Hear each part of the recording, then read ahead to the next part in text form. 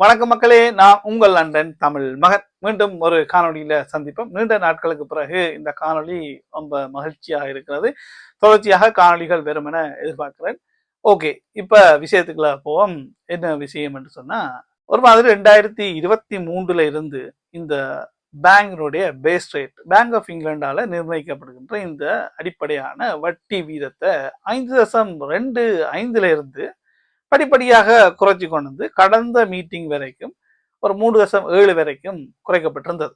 மேலும் இன்னும் 2 தரம் குறைக்கப்படும் என 2026 மேலும் 2 தரம் குறைக்கப்படும் எனவும் எதிர்பார்க்கப்பட்டிருந்தது. இந்த சூழ்நிலை இந்த போன வீக்கெண்ட் வரைக்கும் இருந்தது. அதுல மண்ணை அள்ளி போட்ட மாதிரி இப்ப நிலைமை மாறுது. என்ன விஷயம் என்று சொன்னா, நேற்று விடியெலும்பி செய்தியை பார்த்தா இந்த வட்டி வீதம் மோர்கேஜ் ரேட் எல்லாம் கூறுவதற்கான வாய்ப்பு இருக்குன்னு சொல்லப்பட்டிருந்துச்சு. காரணம் இப்ப நடக்கிற சண்டை, எல்லா இடமும் குண்டு மழை பொழியுது. அமெரிக்காவும் இஸ்ரேலும் சேர்ந்து ஈரானுக்கு அடிக்குது, ஈரான் அவர்களுக்கு அடிக்கிறார்கள். அது பத்தாவதுக்கு வளைகுடாவில் இருக்கிற எல்லா நாடுகளுக்கும் அடிக்கிறாங்க. அது எல்லாருக்குமே தெரிஞ்ச விஷயம். இதனால ஓயில் எண்ணெயினுடைய விலை இப்ப பயங்கரமா அதிகரிச்சிட்டுது.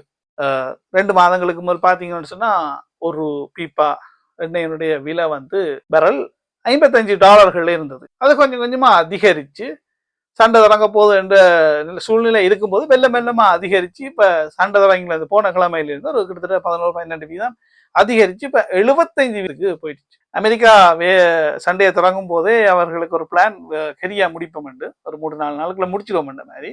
ஆனா இப்ப அது போற போக்க பார்த்தா இப்போதைக்கு முடிகிற மாதிரி தெரியல. அப்ப இதனாலதான் இப்ப எல்லாருக்குமே ஒரு டென்ஷன். இந்த ஆயில் பிரைஸ் பயங்கரமா ஏறப்போகுது. ஆயில் பிரைஸ் ஏறினாலே தெரியும். எல்லாரும் போய் பெட்ரோலுக்கு லைன்ல நிப்பினம். இப்ப யார் படத்துல பார்த்தோம்னா தெரியும். எல்லாரும் போய் பெட்ரோலுக்கு லைன்ல நிக்கிறேன்னா பெட்ரோல் இனி வராது, முடிஞ்சிடும். 7 அளவுக்கு வண்டி வைப்பமென்றதுதான். அது மட்டுமல்ல, பெட்ரோல் விலை கூடினாலே, எண்ணெய் விலை கூடினாலே பொருட்களுக்கான விலை ஆட்டோமேட்டிக்கா கூடிடும். இதனால என்ன நடக்கும்? இன்ஃபிளேஷன், பணவீக்கம் ஹை ராக்கெட்டுக்கு போகும்.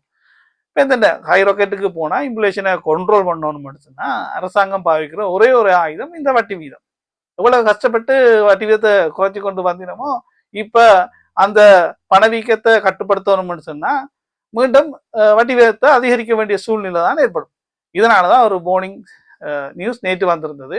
அதை உறுதிப்படுத்துற மாதிரி இன்றைக்கு நியூஸ் வந்திருக்கு.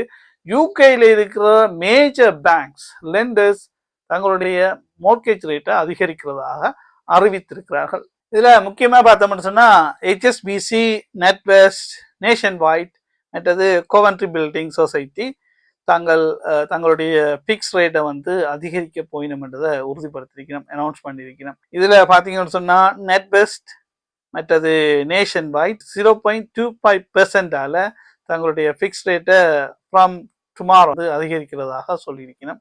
அதே போல HSBCயும் அப்படித்தான் நாளையிலிருந்து அதிகரிக்கிறதாக சொல்லியிருக்கணும். கோவன்ட்ரி பில்டிங் சொசைட்டி வந்து தங்களுடைய ரேட்டை வந்து March 8 இருந்து அதிகரிக்கிறதாக சொல்லியிருக்கணும். யூகேனுடைய பணவீகத்தை பார்த்தோம்னு சொன்னா இப்ப 3.25% வந்திருக்கு. அரசாங்கத்துடைய டார்கெட் வந்து 2%.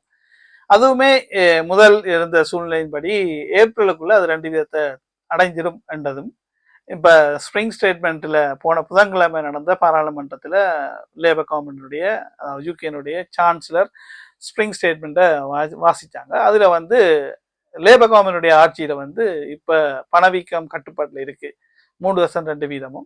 மற்றது நாங்க வட்டி வீதத்தையும் வந்து ஒரு 4 தடவை வந்து குறைச்சிருக்கிறோம் என்றதையும் சொல்லியிருந்தாங்க.